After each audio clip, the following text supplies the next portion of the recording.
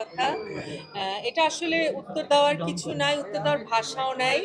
আমরা আমি কেন সারা দেশ কাঁদছে এবং এর চেয়ে দুঃখজনক, এর চেয়ে আতঙ্কের খবর, বিশেষ করে এখানে আমাদের বাচ্চারা রিলেটেড। সবকিছু মিলিয়ে মানে অবিশ্বাস্য ছিল, কিন্তু আসলে তো এটাই বাস্তব এবং ভীষণ কষ্টের একটা আহ, আহ, ঘটনা ঘটলো।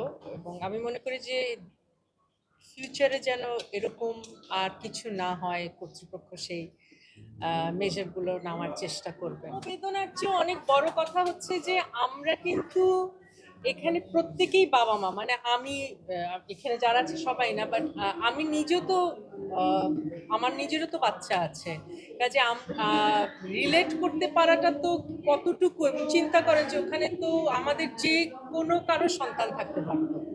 ইনফ্যাক্ট আমার পরিচিত অনেকের বাচ্চা ওখানে পড়ে। মানে আল্লাহর অনেক রহমত যে তারা ওই মুহূর্তে তখন স্কুলে ছিল না, বা কেউ আগে বের হয়ে গেছে, বা ওরকম কিছু ছিল, পরীক্ষা ছিল বলে অনেকে আগে বার হয়েছে। সো এটা একটা ভয়ানক একটা ব্যাপার।